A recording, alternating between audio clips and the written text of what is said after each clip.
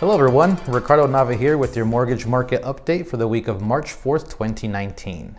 Now, last Friday, we ended up seeing pricing take a little bit of a hit, but the good news is that over the weekend, come Monday morning, we were able to see pricing improve again, which is great news because that means that interest rates are still the lowest that we've seen since the end of last year.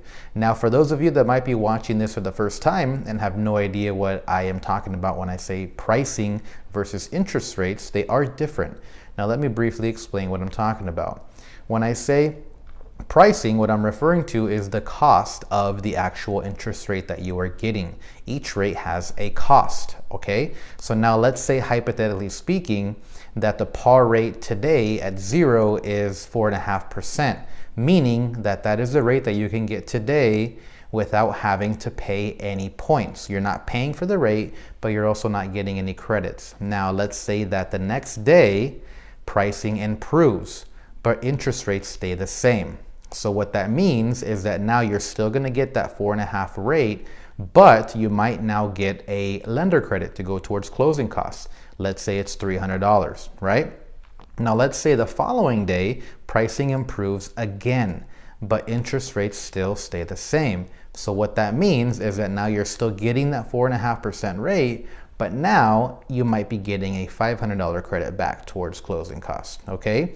Now, that's what I mean when I say pricing versus interest rates. It's possible for pricing to go up and down and for the cost of the rate to go up and down without the rate changing, okay? So when I say rates, I'm talking about the actual interest rate that you're getting that's going to affect the payment.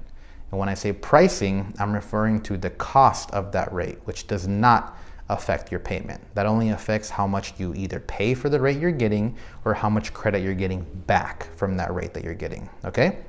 Now, some things to look out for this week. Basically, really the only thing that might affect rates or pricing would be the jobs and wages data that's going to be coming out later on this week when we get to see what the unemployment rate is doing and how strong or weak the job market is right now.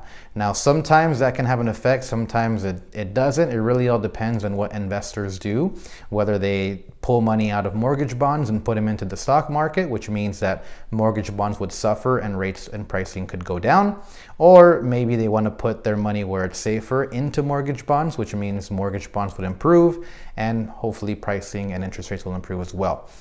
No one is really anticipating much of a change there. Just something that investors are keeping an eye out for. But for the most part, it should be a relatively quiet week. And like I mentioned, rates are still the best that we've seen since the end of last year. Perfect time to refinance or purchase. We're starting to see refinance applications actually go up a lot. So a lot of people are taking advantage of these lower rates to lower their payments, to take money out of their equity, things like that. So that's pretty much it for this week. Thank you guys so much for listening. We'll see you next week, and you stay classy, San Diego. Bye.